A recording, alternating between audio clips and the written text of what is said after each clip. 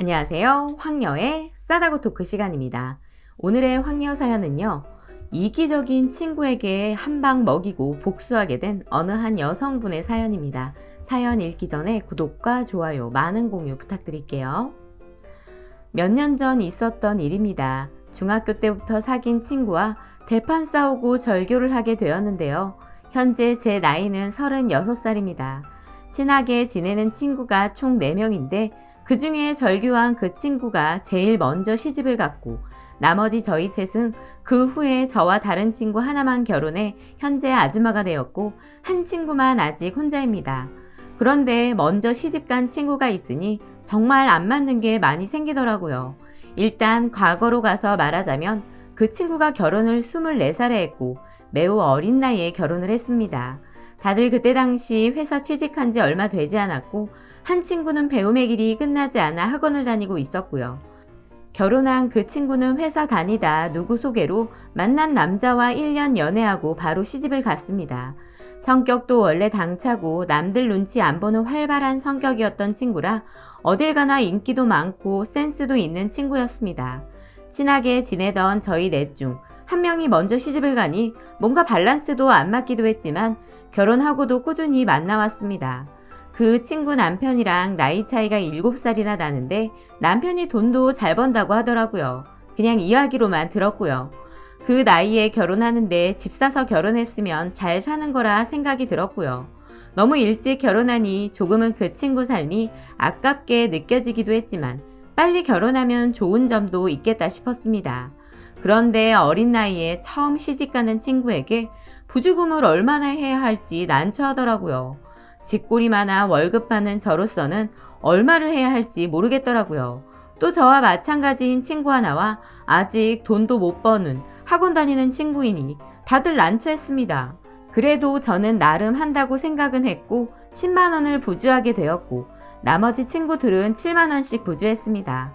서로 맞춰서 해야 하는지도 잘 몰랐던 저희는 각자 부주하고 나서 나중에 이야기해서 얼마를 냈는지 이야기했었습니다. 그리고 나름 한다고 셋이 돈을 조금씩 더 모아서 그 친구와 그 친구 남편 될 사람 잠옷을 사서 선물했고요. 사실 비싼 건 사지 못했고 인터넷으로 골라서 줬습니다. 정성껏 포장까지 해서요.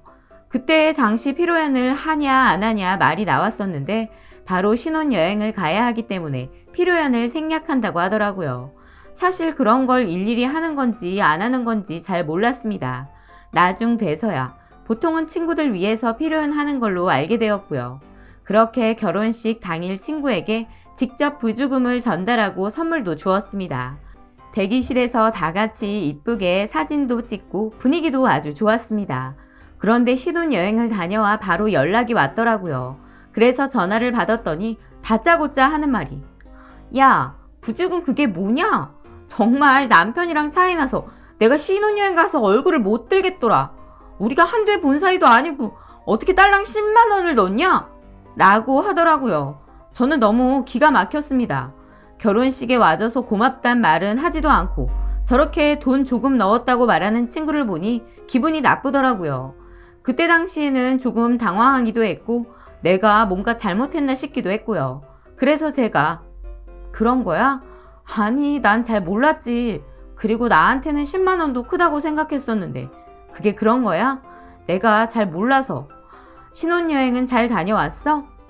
응, 잘 다녀왔어. 근데 너네가 준 잠옷 말인데 그건 어디서 산 거야? 산티 장렬이더라. 우리 자기가 이상하다고 못 입겠대. 그거 인터넷으로 산 거야? 아, 그래? 너네 남편 취향까지는 우리가 잘 몰라서 인터넷으로 사긴 했지. 그냥 입지 말어. 이렇게 저희 대화는 그닥 유쾌하지 않은 대화로 시작해 유쾌하지 않은 대화로 끝나고 말았습니다. 저는 기분이 좀 그래서 다른 친구들 대화방에 초대해 이야기를 했는데 다들 그 친구한테 전화가 왔는데 대화 내용은 저와 다를 바 없었습니다. 저희 셋은 좀 어리둥절했었고요. 친구 결혼한다고 해서 큰맘 먹고 부주도 하고 선물도 사서 줬는데 좋은 소리는 듣지도 못하고 괜히 뻘쭘하기만 하더라고요. 다른 분들이 제 이야기를 들으시면 돈이 그거밖에 없었나? 왜 그렇게 쪼잔하게 부주를 했냐고 하실 수도 있겠지만 다들 힘들 때였거든요. 저도 독립해서 월세 내기도 힘들었고 다른 친구들도 집에서 눈치 보면서 살고 있었기에 저희에게는 나름 큰 돈을 들인 거라고 생각했었거든요. 그 결혼한 친구 남편이야 저희보다 7살이나 더 먹었으니 당연히 달랐겠죠. 그렇게 저희 셋은 찝찝함을 뒤로한 채 누구 하나 그 친구 욕하는 사람 없이 넘어갔습니다. 그렇게 시간이 흘러 1년쯤 지났을 무렵 결혼한 친구가 임신을 했다고 하더라고요. 드디어 우리에게도 이쁜 조카가 생기는구나 싶었고요. 그런데 배가 불러오면서 그 친구가 하는 말이 임신했는데 축하 선물 언제 줄 거냐면서 묻더라고요. 원래 친구들이랑 선물 뭘 하면 좋을까 생각하고 있긴 했지만 뭐 저렇게 받아내려고 하나 싶었습니다. 그렇게 생각해서 저희는 아이 배냇 저고리랑 아이 내복이랑 양말 손싸개 등등 여러 개를 샀습니다. 인터넷으로 말고 직접 매장에 가서요. 그런데 그렇게만 사도 돈이 꽤 많이 나오더라고요. 어른 옷도 아닌데 아이들 옷이 뭐 그리 비싼지 싶었습니다. 손바닥만한 옷인데 오가닉이네 뭐네 하면서 꽤 비싸더라고요. 친구 하나는 아직 학원 다니고 있어서 돈은 조금만 보태게 하고 저와 다른 친구 하나는 조금 더 내서 아기 용품을 샀습니다. 배가 부른 친구를 위해 그 친구 집 근처로 가서 점심을 먹었는데 선물을 받은 친구가 식당에서 내용물을 보더니 이게 다야? 다 내복이네? 젖병이나 다른 용품은 안 샀어? 너네는 왜 그렇게 센스가 없는 거야? 첫 조카 생기는데 이게 다는 아니겠지? 라면서 뭔가 더 요구하는 것 같더라고요. 그래도 이렇게 선물까지 사가지고 왔는데 한다는 말이 저딴식이니 슬슬 짜증이 났습니다. 그렇게 식사를 마치고 나오는데 잘 먹었다면서 와줘서 고맙다고 하더라고요. 그런데 저희 넷은 뭘 먹던지 하면 각자 더치페이 했었는데 잘 먹었다면서 그냥 선물만 들고 나가더라고요. 그래서 제가 일단 계산을 하고 나왔고 저희 넷은 각자 헤어졌습니다. 저는 원래 하던 대로 4명이 있는 단톡방에 영수증을 올리고 계산에 올렸고요. 그런데 다음날이 되어서 그 친구가 한다는 말이 너네가 쏘는 거 아니었어? 라면서 톡을 올렸더라고요. 그래서 다른 친구 하나가 원래 더치페이 하는 거 아니야? 라고 했고 그 친구가 하는 말이 나 임신 축하하는 자리 아니었어? 근데 나까지 돈을 내야 하는 거야? 그냥 나 빼고 셋이 하는 게 맞지 라고 말하더군요. 저는 그 말 보자마자 셋만 있는 단톡방에 말했습니다. 쟤 왜 저러냐고요. 지금까지 부주금 사건도 있었고 기분 나쁜 일이 몇 번 있었지만 그 친구 욕한 적 단 한 번도 없었거든요. 그런데 저렇게 말하는 거 보니 조금 거리감도 생기고 결혼하면 다 저렇게 변하나 싶더라고요. 원래 그 친구가 좀 얄밉게 행동하는 부분이 예전부터 있기는 했지만 저 정도는 아니었거든요. 저희 셋은 일단 그렇게 셋만 계산하기로 하고 넘어갔고 서로 이야기를 해본 결과 한 달에 얼마씩 돈을 모아서 이렇게 식사하거나 만날 때 사용하는 건 어떠냐고 말을 했고 다 같이 있는 단톡방에 그 말을 하니 그 친구도 알겠다고 하더라고요. 그렇게 저희는 한 달에 조금씩 돈을 모으기 시작했습니다. 아직 취직 안 한 친구가 있어서 많이는 아니고 그냥 2만 원씩만 하기로 했고요. 그렇게 모았고 경조사가 있을 경우에도 사용하기로 했습니다. 그런데 그 친구가 아이 태어나고 출산 선물로 그 돈 이야기를 하길래 그건 아닌 것 같다고 했습니다. 모은 지 몇 개월밖에 되지도 않은 돈인데 본인 애 낳았다고 그 돈을 탐내길래 딱 잘라 말했습니다. 좀 웃기더라고요. 좀 기분 나빠했지만 저희 셋 다 말하니 더는 말 안 하더라고요. 그렇게 시간이 흐르면서 돈은 차곡차곡 모여져 갔고 가끔 만나서 식사하고 싶었지만 그 친구가 아이 돌보느라 시간이 생기질 않아서 계속해서 미루게 되었습니다. 저희 셋만 가끔 만났고요. 그 돈은 손도 못 대고 그냥 계속 모이기만 했습니다. 그러다가 그 친구 아이 돌잔치가 될 때쯤 할 수 없이 그 돈의 일부분이 50만 원을 주기로 했습니다. 처음에 그 친구가 싹 다 주는 거 아니냐고 하길래 그건 아닌 것 같다고 했습니다. 정말 뻔뻔한 게 너무 심하더라고요. 그렇게 돌잔치도 지나고 돈은 또 모였고 그 친구가 이 핑계 저 핑계 대면서 자꾸 약속을 펑크 내더라고요. 아이가 아파서 못 나간다. 다음 주는 시댁에 가야 한다 등등 계속 약속을 펑크 내는 것입니다. 그러다 한 번은 당일날 펑크를 내는 일이 벌어졌고 할 수 없이 저희 셋만 만나게 되었습니다. 그렇게 예약한 집에서 밥을 먹고 계산을 하려는데 모임 돈으로 해야 하는지 따로 해야 하는지 조금 고민이 되었습니다. 그런데 친구 하나가 모임 돈으로 하는 게 맞지 않냐라고 하더라고요. 펑크 낸 건 그 친구 아니냐면서요. 듣다 보니 틀린 소리는 아니었고요. 그렇게 저희는 식사 비용을 모임 돈으로 계산했고 그날 후식 먹으러 간 곳까지 모두 모임 비용으로 계산을 했습니다. 그렇게 계산을 했는데 며칠 뒤 그 친구에게 전화가 왔더라고요. 그래서 제가 너가 펑크내서 그냥 셋이 만나서 먹었다고 했는데 그랬더니 알았다고 하면서 마지막에 하는 소리가 혹시 모임 돈으로 계산한 건 아니지? 라고 했고 저는 말했습니다.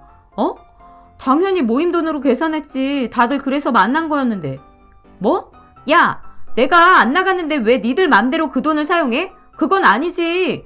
내가 있을 때만 사용하는 돈인 거지. 난 먹은 것도 없는데 내 돈까지 쓴 거잖아. 그래서 제가 아니긴 뭐가 아니야. 그날 모임 돈으로 밥 먹기로 해서 만난 거였고 너가 안 나온 거잖아. 그런데 그 돈을 쓰면 안 된다니? 야, 나는 시댁에 일 있어서 간 거잖아. 그래서 못 간 건데 그런 사정도 안 봐주는 거야? 진짜 너네 너무한 거 아니야? 하여튼 이미 쓴 돈이니까 어쩔 수는 없고 너네 쓴 만큼 난 내 돈 받아야 하는 게 맞으니까 너가 개선해서 나한테 입금해줘. 라는 말 같지도 않은 소리를 하더라고요. 지가 지금까지 모임 돈으로 가져간 게 얼만데 저딴 소리를 하나 싶었습니다. 기가 막히고 일단 말도 안 통해서 전화를 끊었습니다. 그리고 친구들에게 그 친구와 통화한 이야기를 해줬고 저는 도저히 같이 모임도 못하겠고 돈 모으면서 그 친구 얼굴 보는 것도 싫어서 더는 못하겠다고 말했습니다. 그랬더니 다른 친구들도 다 저와 같은 마음이더라고요. 그래서 저희는 이 모임을 깨면서 그 친구 얼굴 안 볼 각오하고 일단 다 같이 만나자고 했습니다. 저희는 좀 비싼 뷔페를 예약했고 그 친구도 좋은 곳이고 핫한 곳이었던 뷔페라 좋다고 하더라고요. 그런데 아이까지 데리고 왔고 그 친구는 저를 보자마자 그때 쓴 돈 이야기를 하길래 깜빡했다고 하면서 계좌이체 곧 해준다고 했더니 더 말하지 않더라고요. 그런데 아이가 36개월이 지났을 때라 아이도 돈을 받더라고요. 그렇게 저희는 아주 비싼 그곳에서 식사를 했고 돈이 꽤 많이 나왔습니다.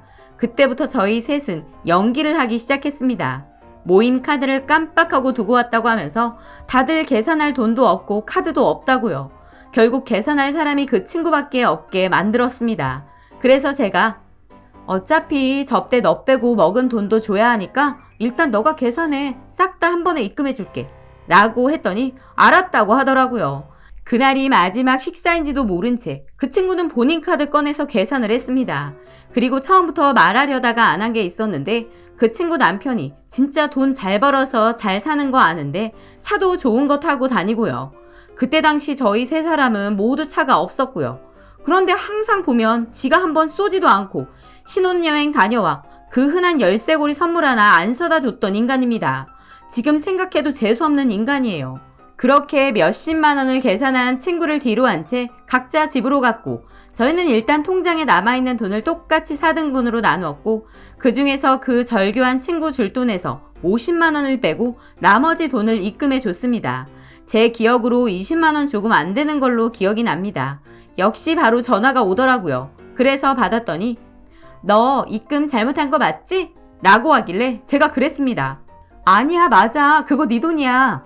우리 모임 너 빼고 하기로 결정했어. 그리고 그 돈은 너 지금까지 모은 돈에서 똑같이 나눴고 전에 돌잔치에서 너한테 준 돈 50만 원 뺀 거야. 원래 부주금도 다 빼러 나가 보니까 마이너스더라. 그래서 그냥 그거라도 받아서 시원한 거라도 사 먹으라고. 시원한 거 한 잔 하고 너 정신 차리라고. 뭐? 너 지금 뭐라고 한 거야? 그럼 오늘 밥값은 어떻게 한 건데? 아, 그건 그동안 네가 받은 선물값이라고 해두자. 그리고 다신 우리한테 연락하지 마. 너 같은 친구는 그냥 없는 게 나을 것 같으니까. 그리고 너 그딴 식으로 살다가는 네 주변에 남아있는 친구 하나도 없으니까 인성 좀 길러. 마지막 충고니까. 라고 하고 씩씩대는 그 친구 전화를 시원하게 끊어버렸습니다. 지금 생각해도 속이 다 시원합니다. 그 후 저희는 그 친구 번호 다 차단해버리고 연락 완전히 끊어버렸습니다. 저는 지금 결혼해서 아이 하나 낳고 살고 있지만 저런 쓰레기 같은 인성을 가지고 있는 인간 본 적도 없습니다. 저희 셋 다 후회하거나 그 친구 말도 안 꺼내고 살고 있거든요. 결혼해서도 다 같이 잘 만나고 있으며 결혼 아직 안 한 친구가 있지만 다들 평화롭게 지내고 있습니다. 돈이면 다 된다고 생각하고 잘 살면서 돈돈거리는 인간이랑은 두 번 다신 엮이고 싶지 않네요. 라고 사연 올려주셨습니다. 오늘의 사연 여기까지였고요. 많은 공유와 여러분들의 생각이나 느낀 점이 있다면 댓글로 표현해 보시기 바랍니다.